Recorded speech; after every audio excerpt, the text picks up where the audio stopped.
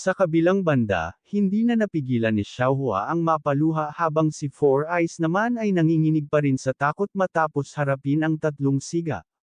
Sa nakita ng mga taong nakapaligid sa kanila, hindi nila maiwasang menas sa ginagawa ng mga lalaking ito.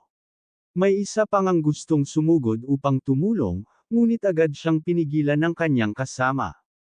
Sinabi nito na huwag siyang magpadalos-dalos dahil kilala ang mga lalaking iyon sa pagiging mapaghiganti.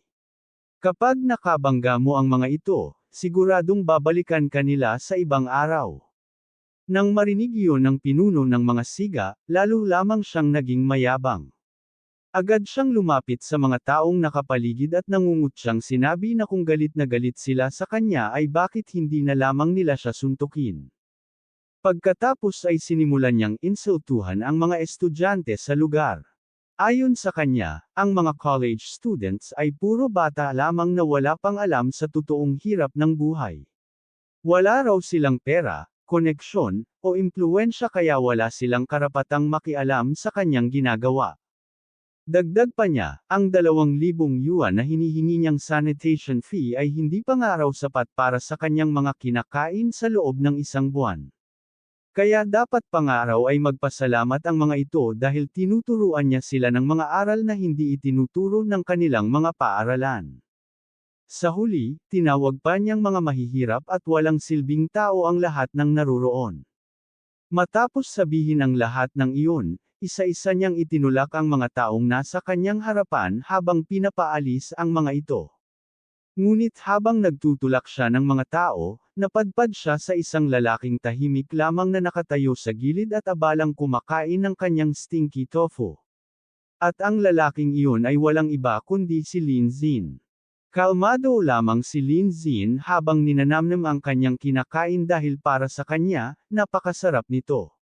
Pagkakita sa kanya, agad siyang pinagsabihan ng pinuno ng mga siga na umalis sa kanyang harapan kung ayaw niyang madamay. Nang subukan nitong itulak si Lin Xin sa pamamagitan ng paghawak sa kanyang balikat, bigla siyang natigilan. Sa sobrang gulat niya, napaisip siya kung bakit hindi man lamang gumalaw ang katawan ni Lin Xin kahit kaunti. Para bang nagtutulak siya ng isang napakabigat na bato. Seryosong tumingin si Lin Xin sa kanya at malamig na nagtanong kung ano ba ang problema nito. Sinabi pa niya na hindi ba nito nakikitang kumakain siya. Kahit nga raw mga aso ay marunong umiwas kapag may taong kumakain, kaya bakit tila hindi ginagamit ng lalaking ito ang kanyang utak? Lalo namang nenas ang pinuno ng mga siga at binalaan si Lin Xin na umalis habang maaga pa. Ngunit sa halip na matakot, hinangahan lamang siya ni Lin Xin. Agad namang napatikip ng ilong ang lalaki dahil sa matinding amoy ng stinky tofu na kakakain lamang ni Lin Xin. Sa sobrang inis, hindi na nakapagpigil ang lalaki at agad siyang sumuntok kay Lin Xin habang pinagmumura ito. Ngunit kahit papalapit na ang kanyang kamao sa mukha ni Lin Xin, nanatili lamang itong kalmado at hindi man lang umiwas. Sa sandaling tumama ang suntok sa mukha ni Lin Xin, ang sumigaw sa sakit ay hindi si Lin Xin kundi ang mismong lalaking sumuntok sa kanya. Agad niyang hinawakan ang kanyang kamay habang iniinda ang sakit. Lumapit naman ang kanyang mga kasama at tinanong kung ayos lamang siya. Napasabi na lamang ang siga na napakatigas ng mukha ni Lin Xin na para bang bakal ang kanyang nasuntok. Ngunit ang mas nakakatawa ay ang sumunod na ginawa ni Lin Xin. Bigla siyang nagkunwaring nasaktan at napahawak sa kanyang mukha. Malakas niyang sinabi na nasaktan siya at nakita naman daw ng lahat kung paano siya suntukin ng lalaking may napakalaking kamao. Ayon pa sa kanya, mukhang nagkaroon pa siya ng concussion dahil sa lakas ng suntok nito. Sa sandaling iyon, agad namang inilabas ni Zheng Hao ang kanyang cellphone at nagsimulang mag-video. Sinabi niya kay Lin Xin na huwag mag-alala dahil nakunan niya ng high-definition video ang buong pangyayari at malinaw na biktima siya ng pambubugbog. Sa biglaang pangyayari, hindi na malaman ng tatlong siga kung ano ang dapat nilang gawin. Samantala, nakilala naman ng mga estudyante at mga taong nasa paligid sina Lin Xin at Zheng Hao kaya agad silang natuwa. Pagkatapos ay inilabas ni Lin Zin ang isang bote ng mamahaling alak at seryosong sinabi na nang dumating siya roon ay dala niya ang isang bote ng white wine na nagkakahalaga ng 2 milyong yuan. May resibo pa raw siya nito. Dahil sa biglaang pananakit sa kanya, natapon umano ang mamahaling alak at nasira. Kaya naman, sapat na raw ang halagang iyon upang makulong ang 3 siga ng ilang taon. Sa narinig na iyon, agad na namutla ang mukha ng 3 siga at napaatras ng ilang hakbang. Sinabi naman ng kanilang pinuno sa kanyang mga kasama na huwag nilang pansinin ang mga kalokohan ni Lin Zin at umalis na lamang sila. Samantala, patuloy pa ring pinapaalis ng dalawa niyang kasama ang mga taong nanunood sa paligid. Ngunit agad namang naintindihan ng mga tao ang gustong gawin ni Lin Zin. Sa halip na umatras, isa-isa silang pumalibot sa 3 siga at hinarangan ang kanilang daraanan. Mas lalo pang nagulat ang 3 siga nang makita nilang inilalabas na rin ng ilang tao ang kanilang mga cellphone. Tila gusto rin nilang gayahin ang ginawa ni Lin Zin. Sa sobrang pagkalito, napatanong ang pinuno ng mga siga kung ano ba talaga ang balak ng mga taong nakapaligid sa kanila. Sa sandaling iyon, may isang estudyante ang biglang umupo sa sahig at nagsimulang umiyak habang sinasabing tinulak siya ng pinuno ng mga siga. Galit namang sumagot ang lalaki at sinabing hindi naman niya ito hinawakan kahit kailan. Ngunit agad siyang itinuro ng estudyante at sumigaw na may mga siga umanong nananakit ng mga estudyante sa harap mismo ng Yanjiang University at tila wala na raw hustisya sa mundong ito.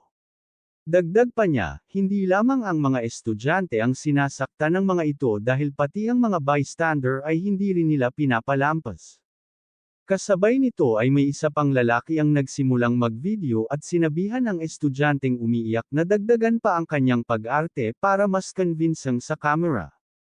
Pagkatapos ay itinutok niya ang camera sa 3 siga habang ipinapakita ang kanilang mukha sa kanyang mga followers at sinasabing sila ang mga bully na nananakit ng mga inosenteng tao sa lugar. Sa sobrang inis ng isa sa mga siga, agad niyang hinampas ang cellphone ng lalaking nagbi-video dahilan upang tumalsik ito sa malayo. At sa puntong iyon, tuluyan na silang nabalot ng takot dahil ang simpleng pangangikil nila kay Xiaohua ay biglang naging isang pampublikong eskandalo sa harap ng napakaraming tao. Sa sandaling maampas ang cellphone ng estudyante, agad itong lumuhad sa sahig habang hawak-hawak ang kanyang kamay at malakas na sumigaw na tila sobrang nasaktan. Sinabi pa niya na tila nabali na ang kanyang pulsuhan dahil sa ginawa ng siga. Agad namang lumapit ang isa pa niyang kaklase at nagkunwaring nagulat sa kanyang nakita. Sinabi nito na ang cellphone na nahampa ng siga ay kakabili lamang daw kahapon at nagkakahalaga ng mahigit 20,000 yuan. Dagdag pa niya, bukod sa sirang cellphone ay kailangan ding bayaran ang medical expenses, lost wages, at mental anguish ng biktima. Biro pa nito na medyo naiinggit siya dahil mukhang malaki-laki rin ang makukuha nitong kabayaran. Sinabi pa niya na kung maaari ay gusto rin niyang masampal ng mga siga para makasama sa kabayaran. Sa narinig na iyon, halos pumutok na sa galit ang pinuno ng mga siga at agad na naghanda upang suntukin ang lalaking nagsasalita. Ngunit nang makita ng mga estudyante ang kanyang paglapit, sabay-sabay naman silang nagkunwaring nasaktan at nagsimulang umarte na tila sila ay binubugbog. Samantala, may isang babaeng estudyante naman ang agad na naglabas ng kanyang cellphone at nagsimulang mag-livestream. Sinabi niya na dahil mukhang napakagulo ng nangyayari sa lugar, naisipan niyang ibahagi ito sa kanyang mga followers. Habang nagsasayaw pa sa kanyang livestream, sinabi niya na hindi niya rin lubos maintindihan ang buong pangyayari ngunit siguradong napakainit ng sitwasyon sa harap ng Yanjiang University. Hindi nagtagal ay nagsimulang dumagsa ang mga manunood sa kanyang livestream. May ilan na nagtatanong kung bakit may 3 lalaking napapalibutan ng napakaraming tao. May isa namang nagkomento na nasa mismong lugar siya at kinumpirma niyang ang 3 lalaki ay mga gangster na nanghihingi ng protection fee at nananakit pa ng mga inosenteng tao. Marami rin ang nagulat at hindi makapaniwalang may mga taong kayang gumawa ng ganoong klaseng krimen sa sikat ng araw. May ilan namang agad na nagtag sa Yanjiang Police Station at hinikayat ang ibang viewers na i-report ang pangyayari. May mga netizens ding nagtatanong kung bakit tila walang aksyon mula sa unibersidad gayong nangyayari ang lahat ng ito sa mismong tapat ng kanilang paaralan. Dahil dito, lalong sumikat ang livestream at dumami ng dumami ang mga nanonood. Hindi na mabilang ang mga komentong patuloy na pumapasok habang nag-aalala ang mga ito sa kaligtasan ng mga estudyante. Habang lumalaki ang isyu online, lalo ring dumami ang mga taong nagtipon sa lugar. Unti-unti nilang pinalibutan ng 3 siga hanggang sa wala nang matakbuhan ang mga ito. Isa-isa namang inilabas ng mga tao ang kanilang mga cellphone at itinutok ang mga ito sa mukha ng 3 siga. May nagtatanong kung sino ang nasa likod nila. May nagtatanong kung sino ang nagbibigay sa kanila ng lakas ng loob upang mangikil sa mga estudyante. Seryoso namang sinabi ni Zheng Hao sa 3 siga na kung hindi sila makakapagbigay ng maayos na paliwanag ngayong araw, huwag na nilang isipin pang makakaalis sila ng basta-basta. Ngunit kahit napapalibutan na sila ng napakaraming tao, matigas pa rin ang ulo ng kanilang pinuno. Mayabang nitong sinabi na hindi sila natatakot at handa silang makipaglaban kung kinakailangan. Subalit sa mismong sandaling iyon, dumating na rin sa lugar ang mga pulis kasama ang principal ng Yanjiang University. Galit na galit nitong sinabi habang papalapit na sino ang naglakas loob na mangbuli sa kanyang mga estudyante. Sa pagdating pa lamang ng principal, agad nang namutla ang mukha ng 3 siga. Pagkatapos ay seryosong hinarap ng principal ang 3 at sinabi na wala siyang pakialam kung sino sila o kung sino ang kanilang sinisilbihan. Ipinaalala niya na ang Yanjiang University ay isang lehitimong institusyong pang-edukasyon na itinayo sa tulong ng gobyerno upang maghubog ng mga talento at hindi isang lugar para sa mga ilegal na grupo na naniningil ng kung ano-anong sanitation fees. Dagdag pa niya, simula sa araw na iyon ay wala nang sinumang maaaring magtayo ng ilegal na stall sa paligid ng Yanjiang University maliban na lamang kung mayroon silang permit na direktang ibinigay ng unibersidad. At para naman sa mga krimeng ginawa ng 3 siga, sa presinto na lamang daw nila ito ipaliwanag sa mga pulis. Agad namang inutusan ng isa sa mga pulis ang kanyang mga kasamahan na arestuhin ang 3 sospek. Hindi nagtagal ay isinakay na sila ng mga pulis upang dalhin sa istasyon. Samantala, nagsisigawan naman ang mga estudyante at mga taong naroon habang pinapaalis ang 3 siga.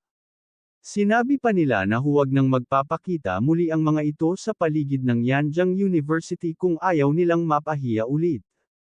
Matapos ang kaguluhan, isang babaeng estudyante ang lumapit kay Xiaohua at nakangiting sinabi na hindi siya dapat mag-alala dahil handang tumulong at menindigan ang lahat ng estudyante para sa kanya. Dagdag pa niya, kung maglakas loob mang bumalik ang mga gangster na iyon ay muli nila itong lalabanan ng sama-sama. Sa sobrang tuwa at pagkapuno ng emosyon, agad na nagpasalamat si Xiaohua sa lahat ng tumulong sa kanya. Sa kabilang banda, mabilis namang lumapit si 4i sa principal at agad na nagtanong kung paano ba makakapag-apply ng permit para sa isang stall ni Xiaohua.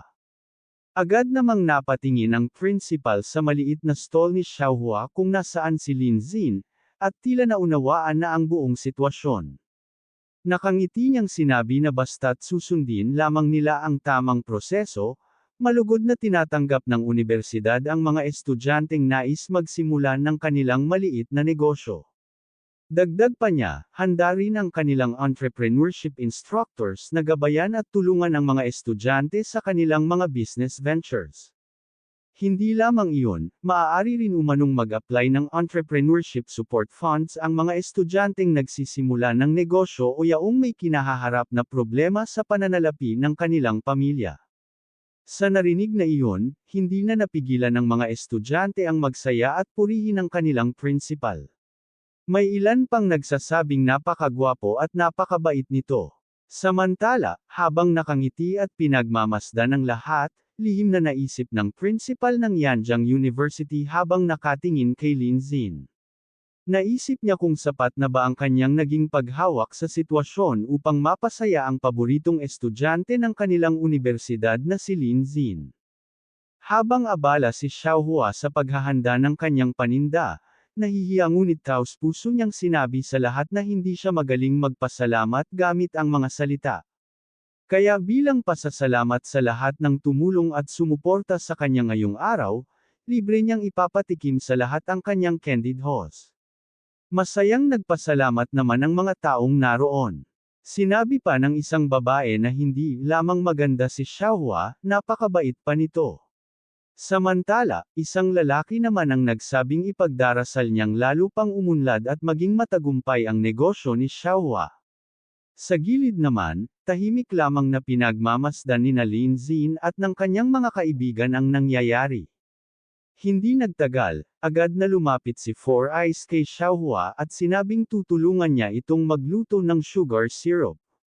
Dahil dito, labis namang nagpasalamat si Xiaohua sa kanya at sinabing malaki ang naitulong niya ngayong araw. Namumula namang sumagot si Four Eyes at sinabing wala lang iyon. Samantala, napansin naman ni Lin Xin ang isang puno sa paligid na puno ng mga bulaklak. Agad siyang pumitas ng isang sanga nito at ngumiti bago sabihing tutulungan niya rin sila. Dagdag pa niya, may kaunti rin naman siyang alam pagdating sa pagluluto. Nagulat naman si Xiaohua nang makita ang hawak niya at agad na nagtanong kung osmunthus flowers ba iyon. Tumango si Lin Xin habang hinuhugasan ang mga bulaklak at ipinaliwanag na napakaraming sweet osmunthus tree sa gilid ng kalsada at sakto namang panahon ngayon ng kanilang pamumulaklak. Matapos itong hugasan, agad niyang inilagay ang mga bulaklak sa kawali kasama ng sugar syrup habang ipinaliliwanag ang proseso ng pagluluto. Ayon kay Lin Xin, pagkatapos hugasan ng osmunthus flowers ay kailangan lamang itong patuyuan gamit ang kitchen paper upang mawala ang sobrang tubig bago ito ihalo sa sugar syrup at pakuluan ng sabay. Kasabay nito ay lihim niyang inactivate ang kanyang cooking master skill at nagsimulang magluto. Habang kumukulo ang sugar syrup, ipinaliwanag pa niya na kailangang mabilis na i-stir fry ang isa pang batch ng osmunthus flowers upang mas mailabas ang napakabangong aroma nito. Sa ginagawa ni Lin Xin, hindi napigilan ni Four Eyes at Xiaohua na mapangiti dahil sa napakasarap at napakabangong amoy na kumakalat sa paligid. Maging ang mga estudyanteng nakapaligid sa kanila ay hindi rin napigil ang matakam sa kanilang naaamoy. Pagkatapos noon, kinuha ni Lin Xin ang mga candid hose at maingat na isinawsaw ang mga ito sa osmunthus syrup. Pagkatapos ay binudburan niya ito ng stir-fried osmunthus flowers bago niya ipinakita ang kanyang natapos na obra. Hindi nagtagal ay masaya niyang inanunsyo sa lahat na handa na ang osmunthus syrup candid hose. Sinabi pa niya na libre ang tig-iisang skewer para sa bawat tao. At kung talagang magustuhan nila ang lasa nito, maaari rin silang magbigay ng maliit na tip bilang suporta kay Xiaohua. Sa sandaling marinig iyon ng mga estudyante, mabilis silang nagsilapitan sa stall. Isa sa kanila ang halos maglaway habang nagsasabing gusto niyang makakuha agad ng isa. May isa namang nagsabing gustong-gusto niyang tikman ito dahil napakabango ng amoy nito. Habang ang isa pa ay nagsabing ngayon lamang siya nakakita at makakatikim ng candid hose na gawa sa osmunthus flowers. Samantala, si Xiaohua naman ay agad na kumuha ng isang piraso upang tikman ang ginawa ni Lin Xin. Ngunit sa unang kagat pa lamang niya, agad siyang namula sa sobrang sarap nito. Pakiramdam niya ay para siyang nasa isang eksena ng Food Wars, kung saan tila sumasabog sa kanyang bibig ang napakasarap na lasa at napakabangong aroma ng osmunthus flowers. Hindi lamang si Xiaohua ang nakaranas nito. Maging ang mga estudyante at mga kaibigan ni Lin Xin ay hindi rin napigil ang mamangha sa sobrang sarap ng candid hose na kanyang ginawa. Dahil dito, mas lalo pang dumami ang mga taong nagsimulang pumila sa maliit na stall ni Xiaohua upang matikman ang espesyal na osmunthus syrup candid hose ni Lin Xin. At habang abala ang lahat sa pagkain at pagpuri sa kanyang niluto, isang babae naman ang biglang dumating sa lugar. Habang pinagmamasdan niya ang paligid, may seryosong ekspresyon sa kanyang mukha habang iniisip na kung siya nga ang taong hinahanap nila, baka mayroon pa silang kaunting pag-asa. Kaya naman, determinado niyang sinabi sa kanyang sarili na kailangan niyang mahanap ang taong iyon alang-alang sa kanyang young miss. Matapos ang mahabang pila sa stall ni Xiaohua, isang babae ang biglang lumapit at agad na nagsabing magbabayad siya ng 100 yuan kapalit ng isang skewer ng Osmundos Candied Horse. Kasabay nito ay inilabas niya ang kanyang cellphone at ipinakita na naipadala na niya ang bayad. Dahil dito, agad namang inabot ni Xiaohua ang Candied Horse at sinabing libre naman ang unang skewer para sa lahat kaya ibabalik na lamang niya ang perang ipinadala nito. Ngunit umiling lamang ang babae at sinabing hindi na kailangan. Pagkakuha niya ng Candied Horse, agad niya itong tinikman upang malaman kung talagang kasing sarap ito ng sinasabi ng lahat. Ngunit sa unang kagat pa lamang, agad siyang natigilan. Namula ang kanyang mukha sa sobrang sarap nito at katulad ng ibang nakatikim, tila para rin siyang nasa isang eksena ng Food Wars dahil sa sobrang overwhelming ng lasa nito. Hindi niya mapigil ang mapasigaw sa sobrang pagkagulat at tuwa. Sinabi pa niya na sa buong buhay niya ay ngayon lamang siya nakakain ng ganoon kasarap na Candied Horse. Ipinaliwanag pa niya na ang Osmundos scented sugar coating nito ay manipis ngunit pantay ang pagkakaluto, sobrang crispy ngunit hindi dumidikit sa ngipin. Ayon sa kanya, imposible itong magawa kung hindi perpekto ang timing at control sa pagluluto. Hindi lamang iyon, ang mga Osmundos blossoms na nakabodbod sa ibabaw nito ay lalo pang nagpatingkad sa natural na tamis at aroma ng strawberry. Sa sobrang paghanga niya, agad niyang tinanong si Xiaohua kung siya ba mismo ang gumawa ng Candied Horse. Dagdag pa niya, napakabata pa ni Xiaohua ngunit napakalalim na ng kanyang kaalaman pagdating sa pagluluto. Ngunit mabilis namang umiling si Xiaohua at sinabing hindi siya ang gumawa nito dahil may nagturo lamang sa kanya. Sabay naman siyang napatingin sa paligid upang hanapin si Lin Xin. Subalit sa kanyang pagkagulat, wala na pala ito sa lugar. Napatanong na lamang siya sa kanyang sarili kung saan ito nagpunta gayong kanina lamang ay naroon pa ito. Dahil hindi na niya nakita si Lin Xin, nagpasalamat na lamang ang babae kay Xiaohua at iniabot dito ang kanyang contact card. Sinabi pa niya na kung sakaling hindi niya mahanap ang lalaking iyon ngayon, pakiusap na lamang na ipagbigay alam sa kanya kapag muli itong nagpakita. Nang tingnan ni Xiaohua ang card na iniwan ng babae, agad siyang nanlaki ang mga mata sa pagkabigla. Nakasulat dito ang pangalang Mike Halen. Ang internationally renowned food review organization na kinikilala sa buong mundo. Samantala, lumipat naman ang eksena sa isang warehouse. Makikitang nakaluhod sa loob nito ang tatlong siga habang galit na pinagsasabihan sila ni Mr. Ren. Sinabi niya na imbes na makakolekta sila ng sanitation fees ay napunta pa sila sa presinto at nakatawag pa ng atensyon ng mga nasa itaas. Dagdag pa niya, kailangan na nilang maging mas maingat dahil napakalaki ng perang ginastos niya upang mailabas lamang ang mga ito. Agad namang yumuko ang pinuno ng tatlong siga at sinabing sa normal na pagkakataon ay takot na takot sa kanya ang mga estudyante at mga nagtitinda sa lugar. Ngunit hindi niya maintindihan kung bakit tila nabaliw ang lahat ng tao noong araw na iyon. Humingi siya ng paumanhin kay Mr. Ren at nangakong magiging mas maingat na siya sa susunod. Dahil dito, sinabi naman ni Mr. Ren na sa pagkakataong ito ay hindi naman siya isinumbong ng mga ito at mabilis din nilang naayos ang problema kaya palalampasan niya muna ang nangyari. Ngunit sinigurado niyang hindi na ito mauulit pa. Kinakabahan na nagpasalamat naman ang pinuno ng mga siga at agad na sinabi na nakaisip na siya ng paraan upang maibalik ang kanilang reputasyon. Ipinaliwanag niya na mamaya ay magsasama siya ng 10 tauhan at aantayan nila si Xiaohua pagkatapos nitong magligpit ng kanyang stall. Kapag wala ng tao sa paligid ay dadalhin nila ito at kakausapin ng maayos. Sigurado raw siyang susundin ni Xiaohua ang anumang hilingin nila pagkatapos noon. Hindi lamang iyon, magsisilbi rin daw itong babala sa ibang mga nagtitinda at magpapatuloy silang mangolekta ng sanitation fees gaya ng dati. Tungkol naman sa mga estudyanteng nakialam kanina, sinabi niyang mga batang nagpapanggap lamang ang mga iyon na mga bayani at malalaman din nila kung ano ang kapalit ng pagkontra sa kanila. Sa narinig ni Mr. Ren, agad siyang natuwa at sinabing magandang plano iyon. Ngunit sa mismong sandaling iyon, isang pamilyar na boses ang biglang narinig ng lahat mula sa itaas. Nakangiting sinabi ni Lin Xin na hindi naman masama ang kanilang plano at bilang mga kontrabida ay hindi naman siya binaygo ng mga ito. Agad namang napatingin si Mr. Ren sa pinanggalingan ng boses at tinanong kung sino ang nagsasalita.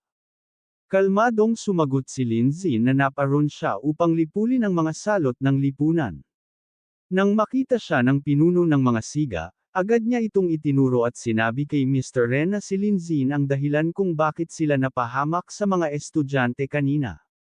Sa narinig na iyon, mayabang na sinabi ni Mr. Ren na mahigit 20 ang kanilang tauhan sa loob ng warehouse at hindi na makakaalis ng buhay si Lin Xin.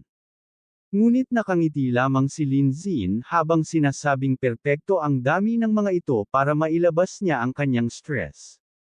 Dahil dito, agad na inutusan ni Mr. Ren ang kanyang mga tauhan na hulihin si Lin Xin kahit anong mangyari. Subalit sa kanilang pagkabigla, wala ni isa sa kanila ang nakatagal sa harap ni Lin Xin. Sa iilang galaw lamang nito ay agad na bumagsak ang lahat ng kanyang mga tauhan. Nang makita iyon ni Mr. Ren, hindi niya napigil ang manginig sa takot. Habang nakatayo sa gitna ng mga nakahandusay na tauhan ni Mr. Ren, nakangiting sinabi ni Lin Xin na ni isa sa kanila ay walang kakayahang makipaglaban sa kanya. Pagkatapos ay dahan-dahan siyang naglakad papalapit kay Mr. Ren habang naglalabas ng nakakatakot na killing intent. Dahil dito, agad na napaihi sa pantalon at nagbago ang tono ni Mr. Ren at nagsimula siyang magmakaawa. Tinawag pa niya si Lin Xin na isang mabuting tao at sinabing handa silang humingi ng tawad sa lahat ng kanilang ginawa. Nag-alok pa siya ng 50,000 yuan, pagkatapos ay tinaasan pa niya ito sa 100,000 yuan kapalit ng pagpapatawad ni Lin Xin. Nangangako rin siyang mawawala na sila sa lugar at hindi na muling manggugulo pa. Dagdag pa niya, bagamat maliit lamang silang grupo ay may malalaking personalidad na sumusuporta sa kanila sa likod ng lahat ng ito. Kaya mas makabubuti raw kung magtutulungan na lamang silang lahat upang kumita ng payapa.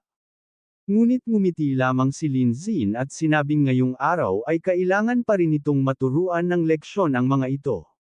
Dagdag pa niya, may mga perang karapat dapat kitain, ngunit mayroon ding perang kahit kitain mo ay habang buhay mong hindi magagastos ng maayos. Pagkatapos ay dahan-dahan niyang inihanda ang kanyang kamao habang seryosong sinasabing kung ang mundong ito ay pinapatakbo ng pera upang apihin ang mahihina, siya naman ang magiging bangungot ng mga taong gumagamit ng kanilang kapangyarihan upang manakit ng iba. At sa sandaling matapos niyang sabihin iyon, malakas niyang sinuntok si Mr. Ren sa mukha dahilan upang agad itong magdugo at mapaluan ng dugo sa lakas ng kanyang suntok.